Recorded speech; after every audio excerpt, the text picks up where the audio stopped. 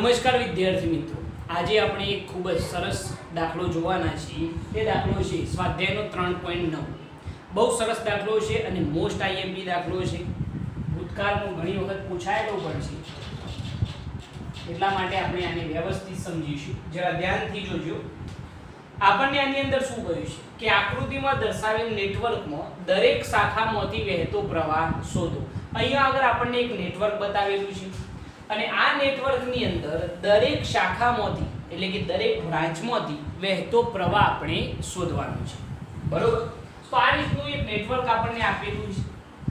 તમે અહીંયા આગળ ધ્યાનથી જોશો તો તમને કેટલાક અવરોધો દેખાય છે. પેલો 10 ઓહ્મ, 5 ઓહ્મ, આ પણ 5 ઓહ્મ, આ 5 ઓહ્મ, આ 10 ઓહ્મ અને એક બાહ્ય અવરોધ છે આ રહ્યો જે 10 ઓહ્મ છે અને એની સાથે એક 10 વોલ્ટની બેટરી જોડેલી છે. તો આપણે દરેક શાખામાંથી વહેતો પ્રવાહ શોધવો હોય તો કઈ રીતે શોધી શકાય? જરા ધ્યાન રાખજો, બહુ સમજવા જેવો દાખલો. તો એના માટે આપણે એવું વિચારીએ કે ધારો કે આપણે બેટરીની સ્વિચ ઓન કરીએ તો પ્રવાહનું જે ડિવાઇડેશન છે એ કઈ રીતે થાય છે એ પહેલા આપણે સમજવું પડશે. તો સમજી લો કે જેવી સ્વિચ ઓન કરીએ એટલે આની અંદરથી પ્રવાહનું વહન શરૂ થયું. અહીંયાથી પ્રવાહ I નીકળ્યો. એ પ્રવાહ આગળ વધતો આ રીતે જંક્શન પાસે પહોંચે છે. જ્યારે આ પ્રવાહ I જંક્શન પાસે પહોંચે તો પ્રવાહનું બે ભાગમાં શું થઈ જવાનું છે? વિભાજન થવાનું છે. બરોબર? તો જંક્શન પાસેથી પ્રવાહ જે છે એ બે ભાગમાં શું થાય છે? વિભાજિત થાય છે. તો આપણે ધારી લઈએ કે ધારો કે આ તરફ જતો જે પ્રવાહ છે એ આપણે કહી દઈએ I1 જેટલો છે અને આ તરફ જતો જે પ્રવાહ છે એને આપણે નામ આપીએ I2. I જેટલો પ્રવાહ આવ્યો એનું બે ભાગમાં ડિવાઇડેશન થયું. કેટલા? I1 અને આ તરફ કેટલો આવ્યો? I2. ઓકે, હવે પ્રવાહ આગળ વધી અને જ્યારે B જંક્શન પાસે પહોંચે તો B જંક્શન પાસે ફરીથી આ પ્રવાહનું બે ભાગમાં શું થવાનું છે? ડિવાઇડેશન થવાનું છે. તો આપણે ધારી લઈએ કે ધારો કે આ તરફ જતો જે પ્રવાહ છે એ આપણે કહી દઈએ I3. તો આ તરફ કેટલો પ્રવાહ જશે? કહી શકશો તમે? B તરફ જે પ્રવાહ આવી રહ્યો છે કેટલો પ્રવાહ આવ્યો? I1 જેટલો પ્રવાહ આવ્યો. બરોબર? એમાંથી મેં ધારી લીધું કે BD જંક્શન ની અંદર અથવા તો BD બ્રાન્ચ ની અંદર જતો પ્રવાહ કેટલો છે? I3. તો આ તરફ કેટલો જાય? તો તમે કહેશો કે I1 જેટલો આવ્યો એમાંથી I3 જેટલો આ તરફ ગયો તો આ તરફ કેટલો જાય? I1 I3 જેટલો પ્રવાહ જશે. બરોબર છે? મેં શું કહ્યું? આ તરફ I1 આવ્યો, આ તરફ મેં ધારી લીધું કે I3 જેટલો પ્રવાહ ગયો તો આ તરફ કેટલો પ્રવાહ જાય? I1 I3. ખ્યાલ આવે છે આની અંદર? ઓકે, હવે જરા જુઓ. આને સમજવું હોય કઈ રીતે સમજી શકાય એ પણ હું તમને કહી દઉં. દાખલા તરીકે આપણે એમ વિચારીએ કે આ તરફ I3 જેટલો પ્રવાહ ગયો. આપણે એવું ધાર્યું ને. હવે આ તરફ આપણને ખબર નથી કેટલો પ્રવાહ ગયો તો એ આપણે ધારી લઈએ x.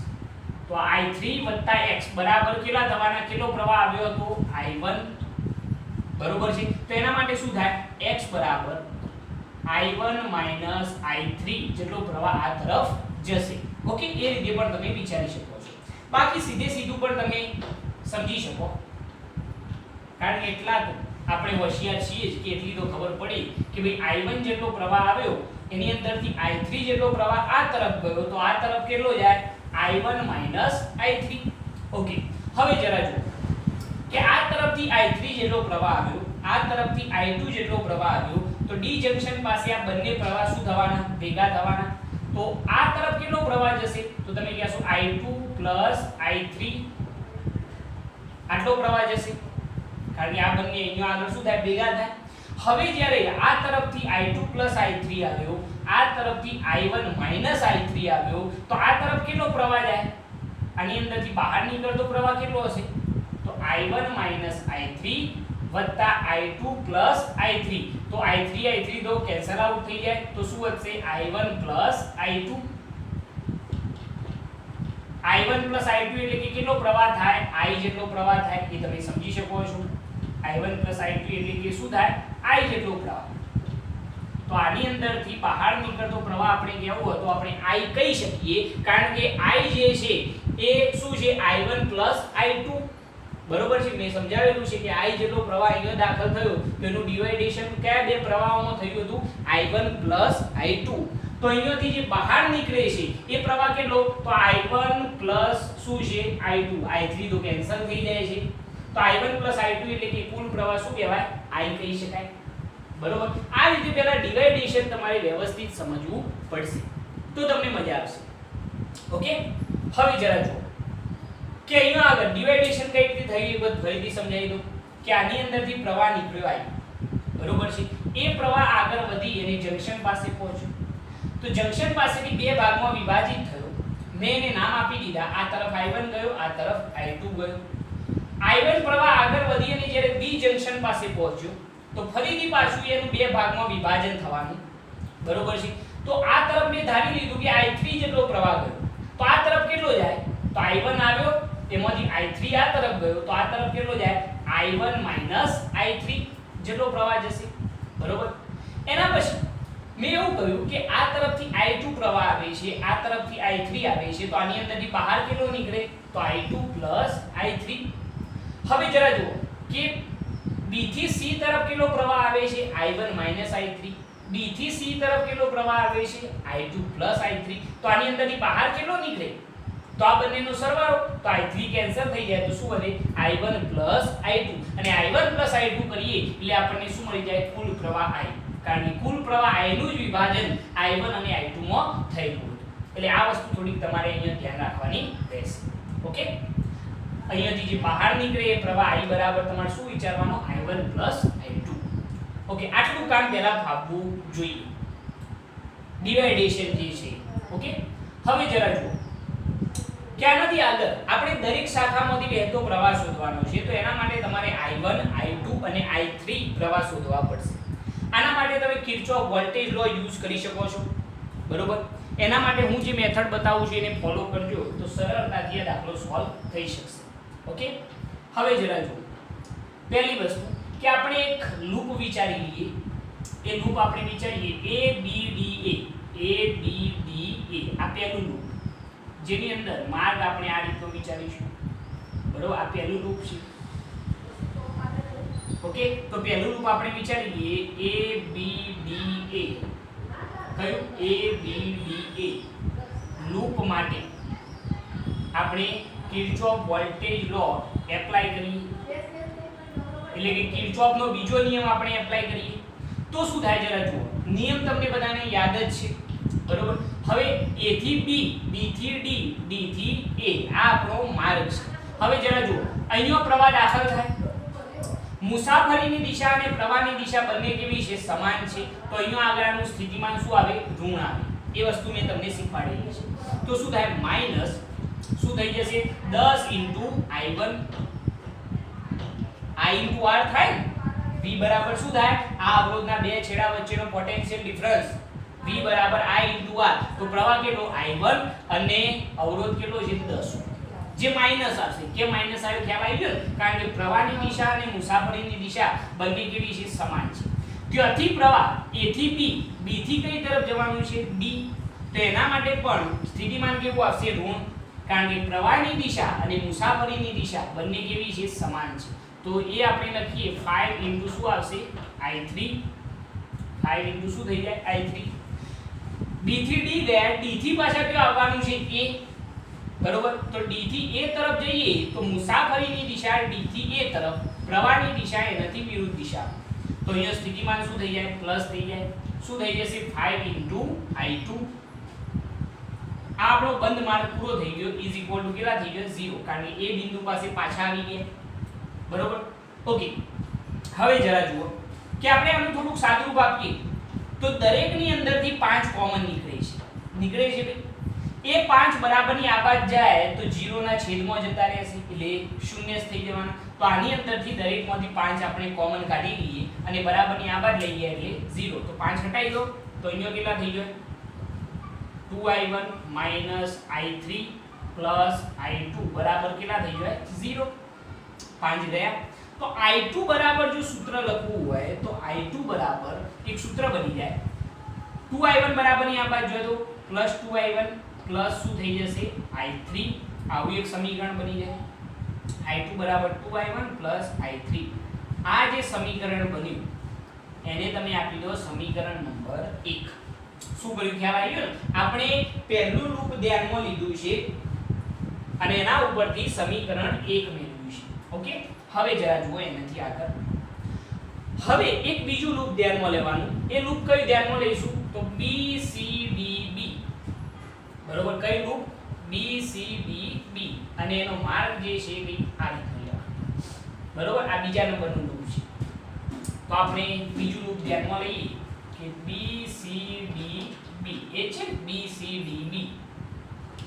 લૂપ માટે આપણે કિર્ચોફ વોલ્ટેજ લો શું કરીએ? એપ્લાય કરીએ. બરોબર, BCDB લૂપ માટે. તો ચલો એના માટે આપણું સમીકરણ શું બનશે? ઓકે, ચલો B થી C, C થી D, D થી પાછા B. ચાલુ કરો. તો આ તરફ પ્રવાહની દિશા, મુસાફરીની દિશા બંને સમાન, તો સ્થિતિમાન કેવું આવે? ઋણ આવે. શું થઈ જાય? I * R એટલે I1 - I3. પ્રવાહ કેટલો છે? I1 - I3 * અવરોધ કેટલો છે? 5. ક્લિયર? યાદ છે ને? Potential difference V = I * R. પ્રવાહ કેટલો? I1 - I3 અને અવરોધ કેટલો? 5. ચલો C થી D તરફ. તો અહીંયા જુઓ, મુસાફરીની દિશા C થી D અને પ્રવાહની દિશા એનાથી વિરુદ્ધ દિશામાં. તો આનું સ્થિતિમાન શું થઈ જાય? પ્લસ થઈ જાય. ચલો આનો પ્રવાહ કેટલો છે? તો તમે કહેશો કે I2 + I3. બરોબર છે, અને અવરોધ કેટલો છે? 10 ઓહ્મ. બરોબર, એનાથી આગળ આ તરફ જઈએ, D થી B પાછા. D થી B તરફ જઈએ તો પ્રવાહ કેટલો છે? I3 અને અવરોધ કેટલો? 5 ઓહ્મ. પરંતુ મુસાફરીની દિશા અને પ્રવાહની દિશા વિરુદ્ધ, એટલા માટે પોટેન્શિયલ ડિફરન્સ કેવો આવશે? પ્લસ આવશે. શું થઈ જશે? 5 * I3 બરાબર કેટલા થઈ જાય? 0. કન્ફ્યુઝન નહીં? આ માર્ક ધ્યાનમાં લેવાનો B C D B અને કિર્ચોફ વોલ્ટેજ લો, બીજું કંઈ નહીં. બરોબર, તો અહીંયા મુસાફરીની દિશા, પ્રવાહની દિશા સમાન, તો પોટેન્શિયલ ડિફરન્સ ઋણ આવ્યો. બરોબર, એના પછી અહીંયાથી પસાર થઈએ તો મુસાફરીની દિશા આ તરફ, પ્રવાહની દિશા એનાથી વિરુદ્ધ દિશામાં, તો પોટેન્શિયલ ડિફરન્સ ધન થઈ ગયો. અને અહીંયાથી D થી B તરફ જઈએ તો પણ પ્રવાહની દિશા અને મુસાફરીની દિશા વિરુદ્ધ, એટલા માટે એ પણ કેવું આવ્યું? પ્લસ આવ્યું. ઓકે, = 0. હવે જરા જુઓ, સાદુરૂપ આપી દઈએ. 5 ની અંદર ગુણી કાઢીએ તો -5I1 +5I3 +10I2 +10I3 +5I3 બરાબર કેટલા થઈ ગયું? 0. Okay, perfect. હવે જરા જુઓ કે આટલી વસ્તુ સમજ્યા પછી આનું થોડુંક સાદું રૂપ તો કેટલા થાય છે? ધ્યાનથી જોજો. -5I1, બીજા કોઈ I1 છે નહીં, તો -5I1 એમના. ચલો 5I3 + 10I3 + 5I3 ટોટલ કેટલા થાય? 10 ને 5 15 ને 5 20, તો +20I3 +10I2 આગલા વધ્યા ને = કેટલા થઈ જાય? 0. પરફેક્ટ. ઓકે, હવે જુઓ, હવે પાછા ફરીથી એક વસ્તુ આપણને ધ્યાન આવશે કે સાહેબ અહીંયા આગળ દરેકની અંદરથી 5 કોમન નીકળે, તો 5 કાઢી લઈએ તો અહીંયા શું થઈ જાય? I1 પ્લસ અહીંયા શું થઈ જાય? 4I3. 5 * 20 થાય ને, 5 ગયા એટલે 4I3 પ્લસ 2I2 બરોબર = કેટલા થઈ જશે? 0. ઓકે, હવે જરા જુઓ કે આ જે સમીકરણમાં એની અંદર આપણે I2 ની કિંમત જાણીએ છીએ સમીકરણ 1 નું. જો એ કિંમત એપ્લાય કરી દઈએ તો આપણું કામ ઘણું બધું સરળ થઈ જશે. તો આપણે એક કામ કરીએ કે અહીંયા આગળ I2 ની કિંમત એપ્લાય કરીએ તો -I1 + 4I3 + 2. I2 ની જગ્યાએ શું લખવાનું? 2I1 + I3. 2I1 + I3 = કેટલા? 0. શું કર્યું? ખ્યાલ આવે ને? સમીકરણ 1 પર સમીકરણ 1 ની કિંમત આપણે અહીંયા આગળ એપ્લાય કરેલી છે I2 ની જગ્યાએ. ઓકે, હવે સાદુરૂપ આપો તો શું થાય? -I1 + 4I3 + 2 * 4I1 + 2I3 બરાબર કેટલા? 0. Okay, perfect. બે ને ખાલી અંદર ગુણ્યા છે, બીજું કંઈ કર્યું નથી. સાદુરૂપ -I1 + 4I1 એટલે કેટલા થઈ જાય? 3I1 બરોબર. એના પછી 4I3 + 2I3 કેટલા થઈ જાય? 4 ને 2 6I3 = 0. હવે આની અંદરથી પણ 3 કોમન નીકળે બરાબર ની આ બાજુ રહ્યા તો 0 તો કેટલા થઈ જશે i1 2i3 બરાબર કેટલા થઈ જશે 0. તો i1 બરાબર એક સમીકરણ મળી જશે 2i3 બરાબર ની આ બાજુ જોઈએ તો -2i3 i1 નું એક સમીકરણ મળ્યું જેને આપણે આપી દઈએ સમીકરણ નંબર 2. i1 બરાબર શું થાય -2i3. આ સમીકરણ કોના ઉપરથી મેળવ્યું તો આપણે BCDB લૂપ પરથી આ સમીકરણ મેળવેલું છે. આની અંદર ધ્યાન રાખવાનું કે અહીંયા આગળ i2 ની કિંમત સમીકરણ 1 માંથી એપ્લાય કરી દેવાની. તો સમીકરણ 2 થઈ ગયું. ઓકે, હવે એનાથી આગળ જોજો કે આપણે જે આ સમીકરણ 1 મેળવ્યું છે એની અંદર જો હું આ સમીકરણ 2 ની કિંમત એપ્લાય કરી દઉં તો મને ઈઝીલી કોઈક ના કોઈક કિંમત મળી જશે. તો જરા જુઓ હું શું કરું છું કે સમીકરણ 1 પરથી જો આપણે કહેવું હોય તો સમીકરણ 1 કેટલું છે i2 2i1 i3 છે. તો i2 ચલો 2i1 i1 ની જગ્યાએ કેટલા લખી શકાય -2i3.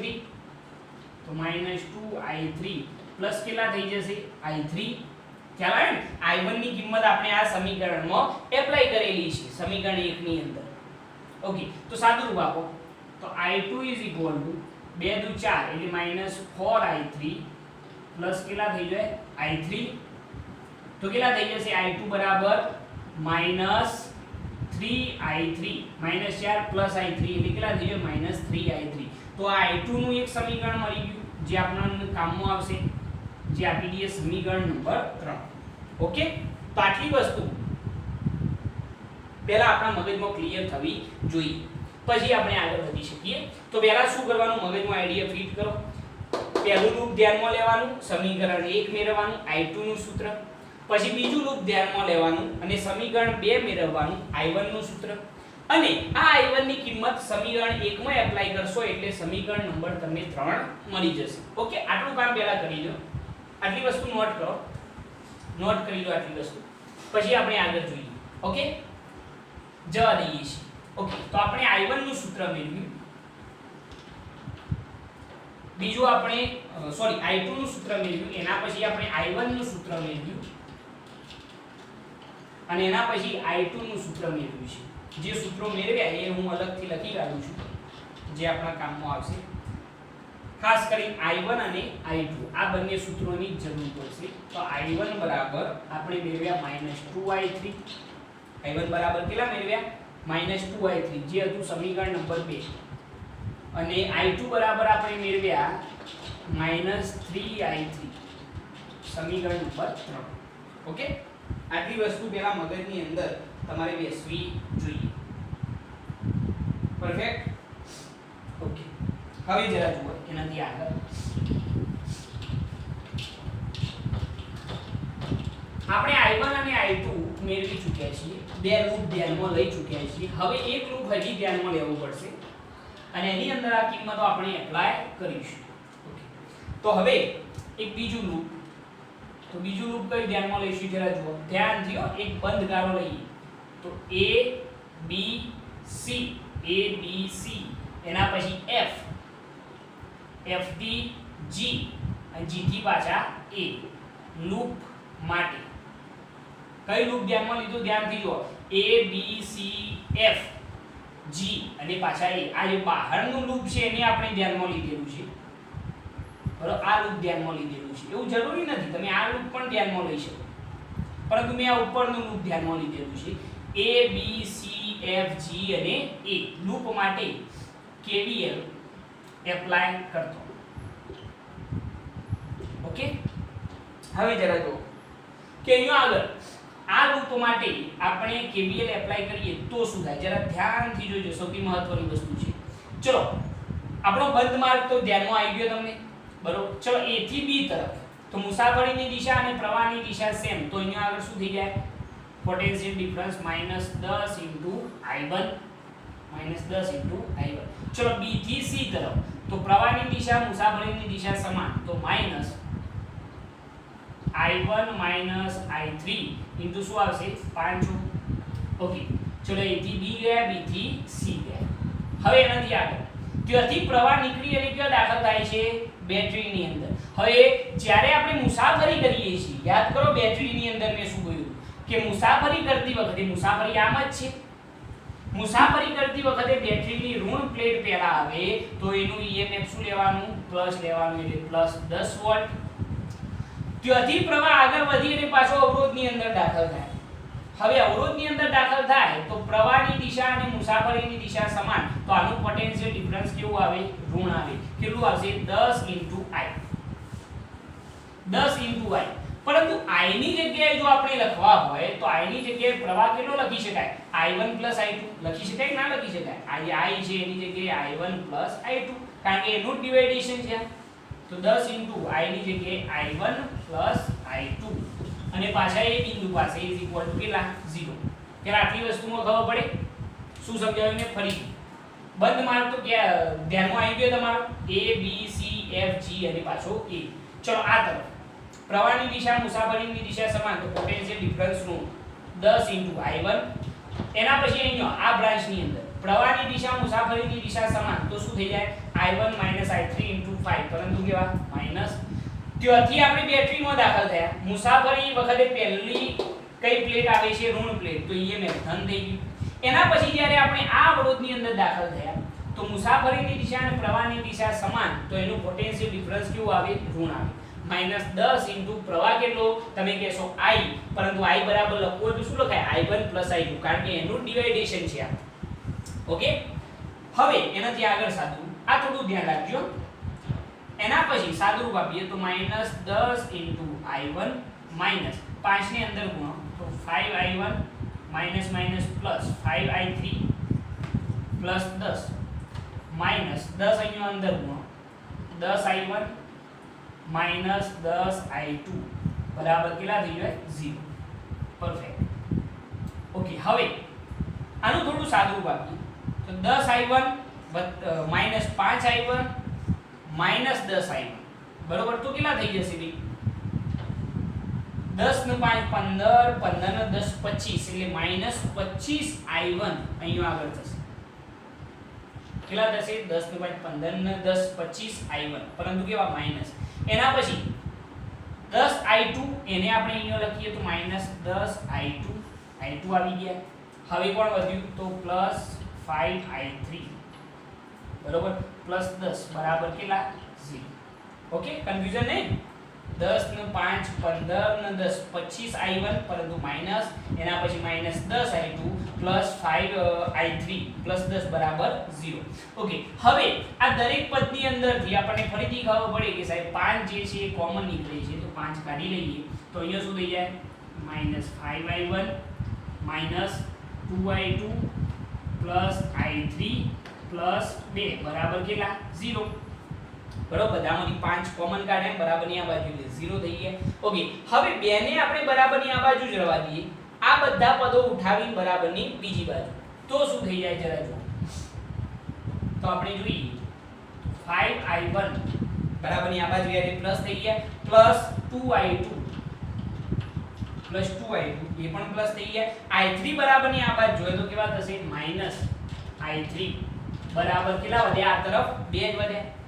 2 ને આ બાજુ જ રાખ્યા, આ બધા પદો બરાબરની બીજી બાજુ, એટલે નિશાની બધાની ચેન્જ થઈ ગઈ. ઓકે. તો આ એક સમીકરણ મળ્યું, જેને આપણે આપી દઈએ સમીકરણ નંબર 4.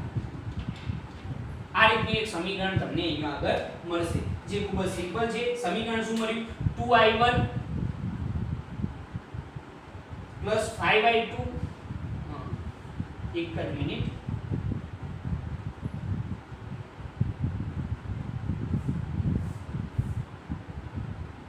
અહીંયા આગળ આપણે ધ્યાન રાખવાનું કે શું થયું છે. એક જ મિનિટ આપણે ચેક કરી લઈએ કે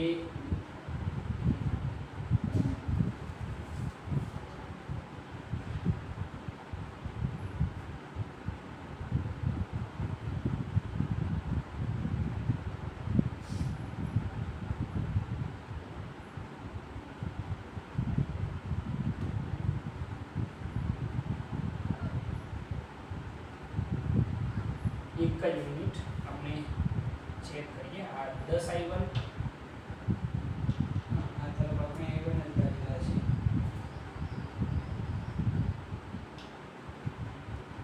વાંધો નહીં, ચલો બરોબર, પરફેક્ટ છે. હવે અહીંયા આગળ આપણે જે આ બંધ માર્ગ ધ્યાનમાં લીધો છે એની અંદર આપણે I1 અને I2 ની કિંમતો એપ્લાય કરીએ સમીકરણ 4 ની અંદર. તો I1 and I2 ની કિંમતો મૂકતો. ચલો I1 અને I2 ની કિંમતો મૂકીએ તો શું થાય? ચલો I1 ની જગ્યાએ શું લખવાનું? તો 5 I1 ની જગ્યાએ કેટલા લખવાના? -2I3 + 2. I2 ની જગ્યાએ શું લખવાનું? તો -3I3 -I3 બરાબર કેટલા વધશે? 2. બરોબર છે. આપણે શું કર્યું? I1 અને I2 ની કિંમતો મૂકતો. આપણે I1 અને I2 ની કિંમતો લખી. હવે જો 5 દુ 10 પરંતુ કેવા? -10I3 પ્લસ 3 દુ 6 એટલે માઈનસ થઈ જશે તો -6I3 -I3 બરાબર કેટલા વધ્યા? 2. ઓકે. આપણે શું કર્યું? સમીકરણ નંબર 4 ની અંદર આપણે સમીકરણ 2 અને 3 ની કિંમતો એપ્લાય કરી એટલે કે I1 અને I2 ની કિંમતો એપ્લાય કરી. તો શું થાય છે જરા 10I3 6I3 -I3 એટલે ટોટલ કેટલા થઈ ગયો? 10 * 16 ને 1 17 તો -17I3 બરાબર કેટલા થઈ ગયો? 2. તો I3 બરાબર કેટલા થઈ ગયો? -17 બરાબર ની આ બાજુ તો એ છેદમાં આવી જાય તો -2/17 એમ્પિયર. ઓકે. તો -2/17 એમ્પિયર. શું કર્યું? ફરીથી એકવાર સમજી લો કે અહીંયા આગળ આપણે જે બંધ માર્ગ ધ્યાનમાં લીધેલો છે એ કયો છે? A B C F G અને પાછો A. આ બંધ માર્ગ પણ ધ્યાનમાં લઈ શકો અથવા તો નીચેનો બંધ માર્ગ પણ તમે ધ્યાનમાં લઈ શકો છો. કોઈ પ્રોબ્લેમ છે નહીં. આપણે ઉપરનો ધ્યાનમાં લીધો અને એની અંદર KVL એપ્લાય કર્યો તો આપણને સમીકરણ નંબર 4 મળ્યું. હવે સમીકરણ નંબર 4 ની અંદર આપણે I1 અને I2 ની કિંમતો એપ્લાય કરી તો આપણને I3 મળી જાય છે અને I3 કેટલા મળે છે? -2/17 એમ્પિયર. ઓકે. હવે જરા જુઓ I3 મળી જાય એના પછી આપણે I2 શોધવાના. હવે I2 શોધવા માટે આપણે I1 I2 અને I3 શોધવાના છે. તો એના માટે I2 બરાબર -3I3 સમીકરણ નંબર 3 પરથી કેમ લખી શકાય? સમીકરણ નંબર 3 પરથી ચલો સમીકરણ નંબર 3 કેટલું છે? I2 બરાબર -3I3 તો I2 બરાબર -3I3 ની જગ્યાએ કેટલા લખવાના? -2/17 એમ્પિયર.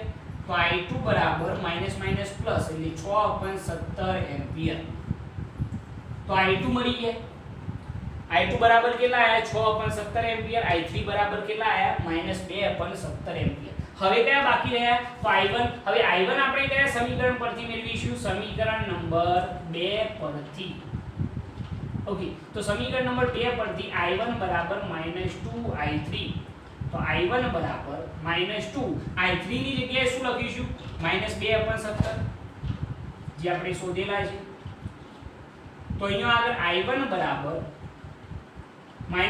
પ્લસ એટલે 4/17 એમ્પિયર. 4/17 એમ્પિયર. તો જો આપણે જે સમીકરણ 4 પરથી I3 મેળવ્યા એ I3 ને તમે સમીકરણ 2 અને 3 ની અંદર એપ્લાય કરશો તો તમને I1 અને I2 પણ મળી જશે. બહુ સિમ્પલ વસ્તુ છે. બરોબર. આ રીતે તમે ત્રણેય પ્રવાહ મેળવી શકો છો. આઈડિયા બહુ સિમ્પલી વિચારો. બરોબર. અને આની અંદર કોઈ પણ જાતનો બીજો ફેરફાર કરવાનો પ્રયત્ન ના કરતા. શું કરવાનું? તો મેં તમને કહ્યું એમ પહેલા તમારે આ બંધ માર્ગ ધ્યાનમાં લેવાનો A B D A અને સમીકરણ 1 મેળવવાનું. એના પછી બીજો બંધ માર્ગ ધ્યાનમાં લેવાનો B C D B અને સમીકરણ નંબર 2 મેળવવાનો. સમીકરણ નંબર 2 ની અંદર સમીકરણ 1 ની કિંમત એપ્લાય કરશો એટલે તમને સમીકરણ નંબર 3 મળી જશે. એના પછી તમારે ત્રીજો બંધ માર્ગ કયો ધ્યાનમાં લેવાનો? A B C F G A એ ધ્યાનમાં લો અથવા તો નીચેનો ધ્યાનમાં લેશો તો પણ ચાલશે. A D C F G A. બરોબર. તો એ વખતે તમને સમીકરણ નંબર 4 મળશે. હવે એ સમીકરણ 4 ની અંદર તમારે 2 અને 3 ની કિંમતો એપ્લાય કરી દેવાની તો તમને I3 ઈઝીલી મળી જશે. મેથડ મગજમાં બેસી ગઈ. ઓકે. હવે I3 ની કિંમત તમે સમીકરણ 2 અને 3 માં એપ્લાય કરશો તો I2 અને I1 પણ મળી જશે. અહીંયા I1 બરાબર આપણને મળે છે 4/17 એમ્પિયર, I2 મળે છે 6/17 એમ્પિયર અને I3 મળે છે -2/17 એમ્પિયર. ઓકે. આ વસ્તુ નોટ કરજો. હવે આપણે દરેક શાખામાંથી વહેતો પ્રવાહ પણ બતાવી દઈએ. નોટ કરી લો. ઓકે, જવા દઈએ આને. ચલો હવે એનાથી આગળ. હવે આપણે દરેક શાખામાંથી વહેતો પ્રવાહ બતાવી દઈએ તો શું થાય છે જરા જુઓ.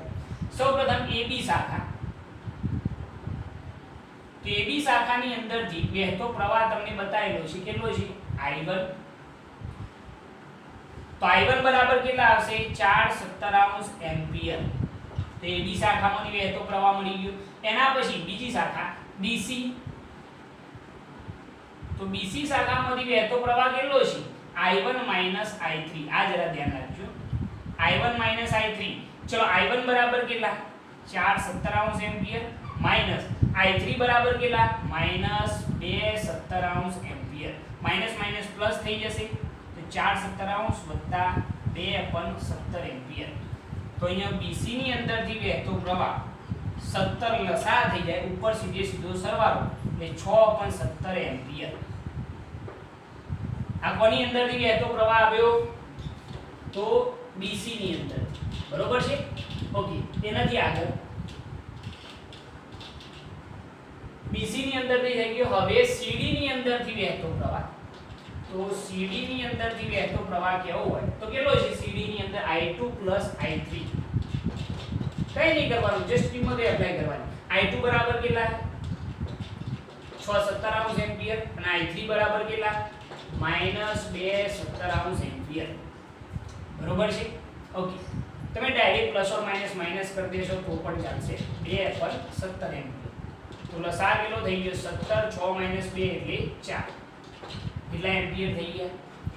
આ CD ની અંદરથી વહેતો પ્રવાહ આપણને મળ્યો I2 + I3 કરવાથી. ઓકે, હવે BC થઈ ગયા, CD થઈ ગયા. હવે કયો બાકી રહ્યો? AD. તો AD ની અંદરથી વહેતો પ્રવાહ કેવો હોય? તો AD ની અંદરથી કેટલો પ્રવાહ? I2. તો I2 બરાબર તો આપણે મેળવેલા છે કેટલા છે? 6.17 એમ્પિયર. બરોબર. ચલો એના પછી વચ્ચેની એક શાખા બાકી રહી, કઈ? BD. તો BD ની અંદરથી વહેતો પ્રવાહ કેવો હોય? તો એ કેટલો છે? I3. અને I3 બરાબર આપણે મેળવેલા છે -2.17 એમ્પિયર. ઓકે, હવે કોઈ બાકી રહ્યો? ના, દરેકે દરેક શાખા આપણે મેળવી લીધી છે. તો આ રીતે તમે દરેક શાખામાંથી વહેતો પ્રવાહ પણ બતાવી શકો છો. જે આપણે આકૃતિમાં ડિવાઇડેશન કર્યું છે એની અંદર જ તમારી કિંમત એપ્લાય કરવાની છે. તમને ઈઝીલી આ જવાબ મળી જશે. મેથડ મગજમાં ક્લિયર રાખજો. મેથડ ભૂલતા નહીં. બાકીનો કામ મેથેમેટિકલી સેજ પણ ભૂલ કર્યા વગર તમારે લખવાના છે. અને ધ્યાન રાખજો, કિર્ચોફ વોલ્ટેજ લો એપ્લાય કરતો જો એક સામાન્ય પણ ભૂલ આવી તો તમારે જવાબ મળશે નહીં. એટલે થોડી કેરફુલી આ દાખલાને ટેકલ કરવાનો રહેશે. ઓકે, પહેલા એક લૂપ ધ્યાનમાં લેવાય, એના પછી બીજું, એના પછી ત્રીજું. બરોબર. અને એના પછી સમીકરણ 1 અને 2 ની કિંમતો એપ્લાય કરી દેવાની, તમને જવાબ મળી જશે. અને પછી દરેક શાખામાંથી વહેતો પ્રવાહ બતાવી દેવાનો. સિમ્પલ, ઈઝી દાખલો છે. ઓકે, તો ફટાફટ આને નોટ કરો.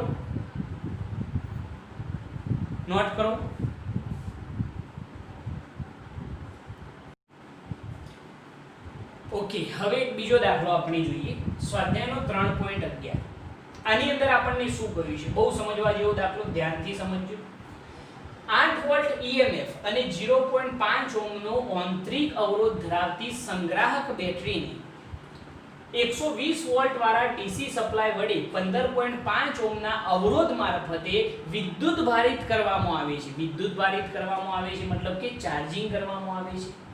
વિદ્યુત ભારણની પ્રક્રિયા દરમિયાન એટલે કે ચાર્જિંગની પ્રક્રિયા દરમિયાન બેટરીનો ટર્મિનલ વોલ્ટેજ કેટલો હશે એ આપણે શોધવાનો છે. અને શ્રેણી અવરોધ રાખવાનો હેતુ શું છે એ પણ આપણે જણાવવાનું છે. ઓકે, હવે જરા સમજો કે અહીંનો આગળ બે બેટરીઓ છે. એક 8 વોલ્ટનું EMF અને 0.5 ઓહ્મનો આંતરિક અવરોધ ધરાવતી સંગ્રાહક બેટરી છે. એને આપણે 120 વોલ્ટ વાળા DC સપ્લાય વડે અને 15.5 ઓહ્મના બાહ્ય અવરોધ મારફતે આપણે ચાર્જિંગ કરીએ છીએ. તો આપણે બેટરીના બે છેડા વચ્ચેનો ટર્મિનલ વોલ્ટેજ કેટલો હશે એ આપણે શોધવાનું છે. સાથે સાથે શ્રેણી અવરોધ રાખવાનો હેતુ શું છે એ પણ કહેવાનું છે. હવે આ દાખલો સમજીએ એના પહેલા એક વસ્તુ એ સમજો કે કોઈ પણ બેટરી હોય, સમજી લો કે આ રીતની બેટરી હોય, બરોબર, અને બેટરીમાંથી પ્રવાહ સમજી લો કે આ રીતે બહાર નીકળતો હોય, તો આનો મતલબ શું છે કે બેટરી જે છે એ શું થઈ રહી છે, ડિસ્ચાર્જ થઈ રહી છે. બેટરી જે છે એ શું થઈ રહી, ડિસ્ચાર્જ થઈ રહી છે. અહીંયા આપણે બેટરીનું શું કરવાનું છે, ચાર્જિંગ કરવાનું છે, વિદ્યુત ભારિત કરવાની છે. તો પ્રવાહ જે છે એ કંઈક આ દિશામાં હશે, ધન પ્લેટની અંદર દાખલ થતો હશે પ્રવાહ. તો આ શું થયું કહેવાય, બેટરીનું ચાર્જિંગ થયું કહેવાય. આ બેટરી ડિસ્ચાર્જ થાય અને આ બેટરી શું થાય, ચાર્જ થાય છે. ઓકે, હવે આ બંને માટે જે ટર્મિનલ વોલ્ટેજના સૂત્રો હતા એ જુદા જુદા હતા. તમને જો યાદ હોય તો જો ડિસ્ચાર્જ થઈ રહી હોય બેટરી તો ટર્મિનલ વોલ્ટેજ V બરાબર E માઇનસ શું થાય, IR. અને જો બેટરીનું ચાર્જિંગ થઈ રહ્યું હોય તો ટર્મિનલ વોલ્ટેજ V બરાબર E પ્લસ શું થાય, IR. અહીંયા બેટરીનું ચાર્જિંગ થઈ રહ્યું છે એટલા માટે ટર્મિનલ વોલ્ટેજ શોધવા માટે આપણે આ સૂત્રનો યુઝ કરીશું. આપણે જાણીએ છીએ. Okay, perfect. હવે બીજી વસ્તુ સમજો કે સમજી લો કે આપણે બે બેટરીઓ છે અને એમાંથી કોઈ પણ એક બેટરી વડે બીજી બેટરીનું શું કરવાનું છે, ચાર્જિંગ કરવાનું છે. અહીંયા એક 8 વોલ્ટની બેટરી છે અને એક બીજી 120 વોલ્ટ વાળો ડીસી સપ્લાય ધરાવતી બેટરી છે. આ ડીસી સપ્લાય વાળી બેટરી કહી શકાય. તો બે બેટરીઓ છે, એક 8 વોલ્ટ વાળી અને બીજી 120 વોલ્ટ વાળી. તો બે બેટરી વડે કોઈ એક બેટરીને ચાર્જિંગ કઈ રીતે કરી શકાય, જરા ધ્યાનથી સમજજો. સમજી લો કે અહીંયા આગળ એક બેટરી હોય, એની સાથે અહીંયા આગળ એક બેટરી હોય, બરોબર. સમજી લો કે આનું EMF E1 હોય, આનું EMF E2 હોય, બરોબર. અને આની અંદર આપણે E1 ને ચાર્જ કરીએ, બરોબર. તો એના માટે આનું EMF ઓછું હોવું જોઈએ, આનું EMF વધુ હોવું જોઈએ. દાખલા તરીકે આ હોય 2 વોલ્ટ અને આ હોય 3 વોલ્ટ. તો પ્રવાહ કઈ તરફ વહેવાનો પ્રયત્ન કરશે, આ બેટરી જે છે એ પ્રવાહ કઈ તરફ વહેવાનો પ્રયત્ન કરે છે, આમ. નામ આપીએ તો A થી B તરફ. આ બેટરી કઈ તરફ પ્રવાહનું વહન કરાવવા ઈચ્છે છે, તો A થી B તરફ આમ પ્રવાહનું વહન કરાવવા ઈચ્છે છે. પરંતુ જે આ E2 EMF ધરાવતી બેટરી છે એ પ્રવાહનું વહન આમ કરાવવા ઈચ્છે છે.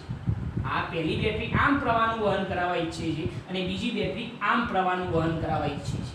હવે આવી બે બેટરીઓ જોડેલી હોય તો પ્રવાહનું વહન કઈ તરફ થાય, તો જેનું બળ વધુ હોય, જેનું પોટેન્શિયલ વધુ હોય એ તરફ પ્રવાહનું વહન થશે. તો આની અંદર આનો 2 વોલ્ટ એટલે એ પ્રવાહનું વહન આમ કરાવવા ઈચ્છે, આનું 3 વોલ્ટ તો પ્રવાહનું વહન આમ કરાવવા ઈચ્છે. તો કઈ તરફ પ્રવાહનું વહન થાય, તો સ્વાભાવિક વસ્તુ છે કે જેનો પોટેન્શિયલ ડિફરન્સ વધુ હોય, જેનું EMF વધુ હોય એ જે તરફ પ્રવાહનું વહન કરાવવા ઈચ્છે એ તરફ પ્રવાહનું વહન થશે. એટલે પ્રવાહનું વહન અહીંયા કઈ તરફ થશે, આ તરફ, બરોબર છે. આમ પ્રવાહનું વહન થશે, કારણ કે આમ તરફ પ્રવાહનું વહન કરાવવા ઈચ્છે છે અને આ બેટરી આમ પ્રવાહનું વહન કરાવવા ઈચ્છે છે. જેનું પોટેન્શિયલ વધુ હોય એ દિશામાં પ્રવાહનું વહન થશે. એ વસ્તુ ધ્યાન રાખજો કે જો E1 ગ્રેટર ધેન E2 હોત, કદાચ આ 3 વોલ્ટ હોત અને આ 2 વોલ્ટ હોત, બરોબર છે, E1 મોટો હોત, E2 નાનો હોત, તો પ્રવાહ કઈ તરફ હોત, A થી B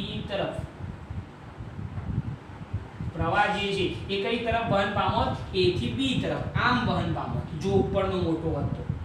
પરંતુ જો કન્ડિશન એવી હોય કે જો E2 ગ્રેટર ધેન E1 હોય, E2 મોટો હોય, બરોબર, એટલે કે આ બેટરી મોટી હોય તો એ વખતે પ્રવાહનું વહન કઈ તરફ વહે છે, A થી B તરફ, સોરી B થી A તરફ, B થી કઈ તરફ, A તરફ.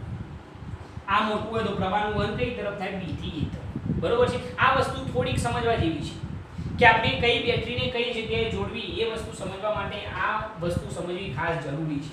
આપણે આનું ચાર્જિંગ કરવાનું છે ઉપરની બેટરીનું, તો પ્રવાહનું વહન આમ કરાવવું પડશે, બરોબર છે. એટલે નીચેની જે બેટરી છે એનું EMF વધુ રાખવું પડશે, બરોબર. કેમ આ દિશામાં વહન થયું તમને ખ્યાલ આવી ગયો, કારણ કે અહીંયા આગળ આનું EMF ઓછું, આનું વધારે, તો વધારે શક્તિવાળી બેટરી કઈ કહેવાય, નીચેની, તો એ દિશામાં પ્રવાહનું વહન થાય. જો ઉપરની બેટરી વધારે તાકાતવાળી હોત, વધારે પોટેન્શિયલ વાળી હોત તો પ્રવાહનું વહન આમ થત, બરોબર છે. આ વસ્તુ આપણે સમજવાની. અને જો બંને કદાચ કોઈ એમ કહે કે સાહેબ બંનેના પોટેન્શિયલ સમાન હોય, E1 = E2 હોય તો પ્રવાહ I કેટલો થઈ જાય, 0 થઈ જાય, પ્રવાહનું વહન જ ના થાય. જો બંનેના EMF સમાન હોય, બંને 2 વોલ્ટના હોય અથવા તો બંને 3 વોલ્ટના હોય તો પ્રવાહનું વહન થઈ શકે નહીં. તો અહીંયા આગળ તમે સમજી શકો છો કે આપણે બે બેટરીઓનું જોડાણ કઈ રીતે કરવું પડશે. આપણે 8 વોલ્ટની બેટરી ઉપર જોડીશું અને 120 વોલ્ટની બેટરી નીચે જોડીશું, કારણ કે આપણે 8 વોલ્ટની બેટરીનું શું કરવાનું છે, ચાર્જિંગ કરવાનું છે. ઓકે, તો અહીંયા આગળ જે કામ આપણને અહીંયા કહેલું છે એ કામ એક વખત ફરીથી સમજો કે 8 વોલ્ટનું EMF અને 0.5 ઓહ્મનો આંતરિક અવરોધ ધરાવતી બેટરીનું ચાર્જિંગ કરવાનું છે. તો એને આપણે ઉપર જોડીશું કંઈક આ રીતે. જરા ધ્યાનથી જોજો કે સમજી લો કે અહીંયા આગળ બેટરી અને એની સાથે એનો આંતરિક અવરોધ, બરોબર છે. આનું EMF E1 બરાબર 8 વોલ્ટ અને આંતરિક અવરોધ R બરાબર 0.5 ઓહ્મ નો આંતરિક અવરોધ ધરાવતી સંગ્રાહક બેટરીને 120 વોલ્ટ વાળા DC સપ્લાય વડે, કેટલા, 120 વોલ્ટ વાળો DC સપ્લાય એટલે કે બીજી બેટરી જે છે એના વોલ્ટેજ કેટલા, 120 વોલ્ટ વાળા DC સપ્લાય વડે 15.5 ઓહ્મના અવરોધ મારફતે, આની સાથે એક અવરોધ જોડેલો છે. આ કોઈ આંતરિક અવરોધ નથી હો, આ રેઝિસ્ટન્સ છે, અવરોધ R, અને અવરોધ R બરાબર કેટલા, 15.5 ઓહ્મ ના અવરોધ મારફતે વિદ્યુત ભારિત કરવામાં આવે છે. બરોબર છે. તો વિદ્યુત ભારણની પ્રક્રિયા દરમિયાન બેટરીનો ટર્મિનલ વોલ્ટેજ કેટલો હશે, આનો ટર્મિનલ વોલ્ટેજ આપણે શોધવાનું છે. બરોબર. ઓકે, તો શું કર્યું, ખ્યાલ આવી ગયો. આપણે આનું ચાર્જિંગ કરાવવાનું. હવે તમે કહી શકશો કે પ્રવાહનું વહન કઈ તરફ થવાનું છે. આપણે આનું શું કરવાનું, ચાર્જિંગ, એટલે પ્રવાહનું વહન આમ થવું જોઈએ, આમ પ્રવાહ દાખલ થવો જોઈએ આ મુજબ. તો અહીંયા આગળ આપણે વધારે EMF વાળી બેટરી જોડી છે એટલે પ્રવાહ આની અંદરથી નીકળશે અને આ રીતે પ્રવાહનું વહન આ તરફ હશે. એટલે આનું શું થવાનું, ચાર્જિંગ થવાનું છે. બરોબર. પ્રવાહ આ રીતે આગળ વધી અને આ તરફ બહાર નીકળી જશે. Okay, perfect. અહીંયા આગળ આને એવું હોય તો આપણે બોક્સની અંદર બતાવીએ તમને ખબર પડે કે આનો આંતરિક અવરોધ છે. બરોબર. ઓકે, હવે આપણે ટર્મિનલ વોલ્ટેજ શોધવા માટે E પ્લસ શું શોધવું પડે, IR.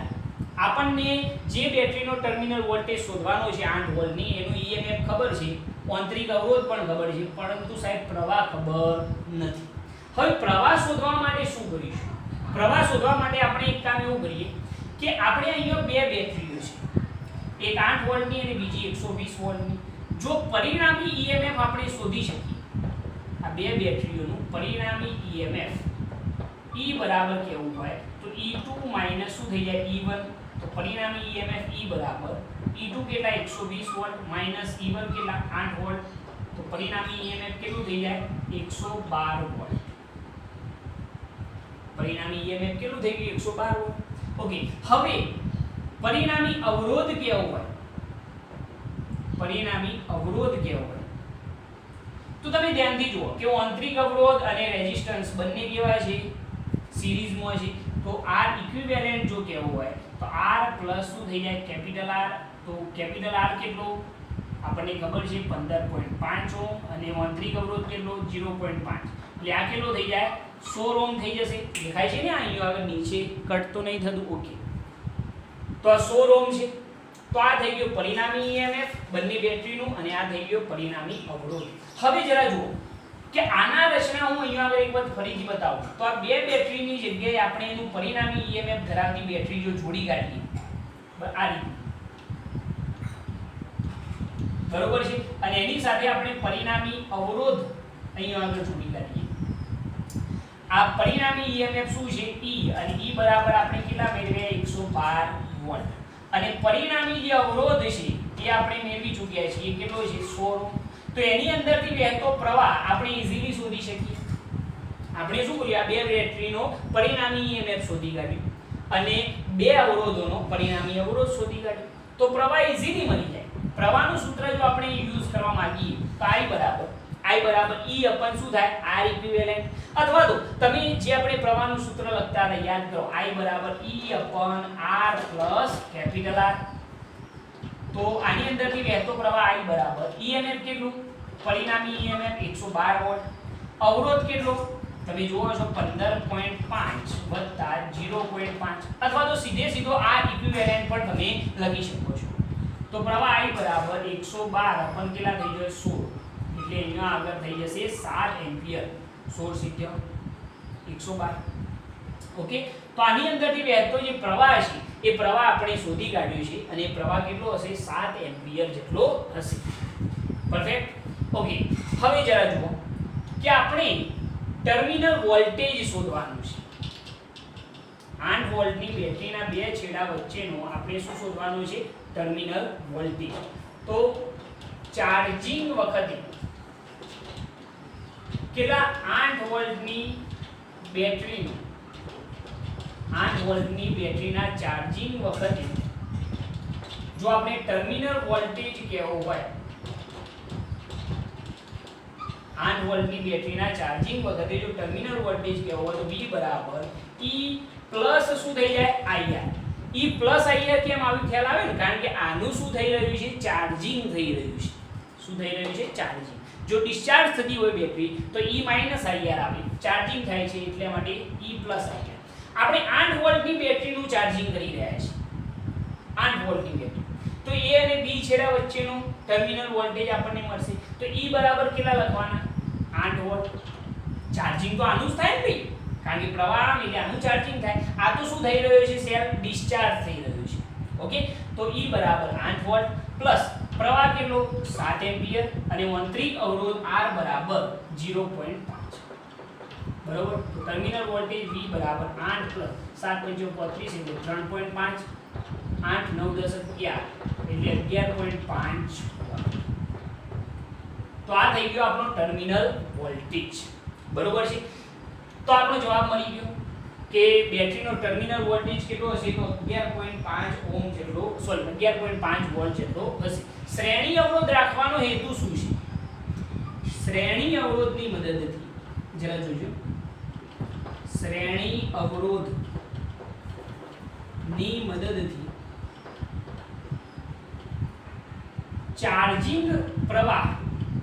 ચાર્જિંગ માટેનો જે પ્રવાહ છે એને આપણે ચાર્જિંગ પ્રવાહ કહીએ છીએ એ ચાર્જિંગ પ્રવાહ શું કરી શકાય નિયંત્રિત કરી શકાય આજે આપણે અવરોધ જોડેલો છે ને એની મદદથી ચાર્જિંગ પ્રવાહ નિયંત્રિત કરી શકાય છે બરોબર છે નહીં તો આ પ્રવાહ ખૂબ જ ખતરનાક ઊંચો હશે તો આપણે શ્રેણી અવરોધ જોડી અને એનું શું કરી શકીએ છીએ તો પ્રવાહને નિયંત્રિત કરી શકીએ છીએ તો આ રીતે આખો દાખલો તમે સોલ્વ કરી શકો છો સિમ્પલ વસ્તુ છે પહેલા તમારે આ વસ્તુ સમજી લેવાની આ જે છે તમે નોટ કરીને લખજો આ જે માહિતી છે બહુ સિમ્પલ માહિતી મેં તમને બતાવેલી છે ચાર્જિંગ ક્યારે થાય ડિસ્ચાર્જ ક્યારે થાય ક્યારે ટર્મિનલ વોલ્ટેજનો સૂત્રો કયો લેવો અહીંયા આગળ ચાર્જિંગ કરવું હોય તો કઈ બેટરીને કઈ જગ્યાએ જોડવી આપણે આનું ચાર્જિંગ કરવું હોય તો પ્રવાહ આમ બેવડાવવું પડે આમ બેવડાવવું પડશે આમ બરોબર એટલા માટે નીચે મોટા EMF વાળી બેટરી જોડવી પડી અને ઉપર નાના EMF વાળી કારણ કે આપણે 8 વોલ્ટની બેટરીનું ચાર્જિંગ કરવાનું છે કઈ કન્ડિશનમાં શું થાય જો E1 E2 હોય તો પ્રવાહ A થી B તરફ આમ વહે અને જો E2 E1 હોય તો પ્રવાહ B થી A તરફ વહન પામે અને જો બંને સમાન હોય તો પ્રવાહનું વહન થાય નહીં બરોબર અહીંયા આગળ સ્થિતિ મેં બતાવેલી છે પહેલા તો અહીંયા આગળ આનું સોલ્યુશન મેળવવા માટે સૌપ્રથમ પરિણામી EMF શોધી કાઢવાનું આ બંને બેટરી તો એ કેટલું થઈ જાય 112 વોલ્ટ એટલે પ્રવાહનું વહન આપણને ખ્યાલ આવી ગયો કે આમ પ્રવાહ વહેતો હશે બરોબર કારણ કે આની તાકાત વધુ એના પછી પરિણામી અવરોધ શોધી કાઢવાનો અને આ બંનેનો પરિણામી EMF આ દર્શાવ્યું 112 અને એની સાથે પરિણામી અવરોધ તો I બરાબર E/R પ્લસ R અથવા તો R ઇક્વિવેલન્ટ લખો કિંમતો એપ્લાય કરો તો આની અંદરથી વહેતો પ્રવાહ તમને મળી જશે અને પછી 8 વોલ્ટની બેટરીનું ચાર્જિંગ વખતે ટર્મિનલ વોલ્ટેજ કેટલો હશે તો એના માટેનું સૂત્ર એપ્લાય કરો તમને ટર્મિનલ વોલ્ટેજ પણ મળી જશે ઓકે આ રીતે તમે આખો દાખલો સોલ્વ કરી શકો છો ખૂબ જ સરળ છે ઈઝીલી તમે સમજી શકો અને મોસ્ટ આઈએમપી દાખલો આની લઈ શકાય કારણ કે સિમ્પલ અને સોબર દાખલો છે ઓકે નેક્સ્ટ ટાઈમ આપણે એક નવા લેક્ચર સાથે હાજર થઈશું ત્યાં સુધી જય ભારત જય હિન્દ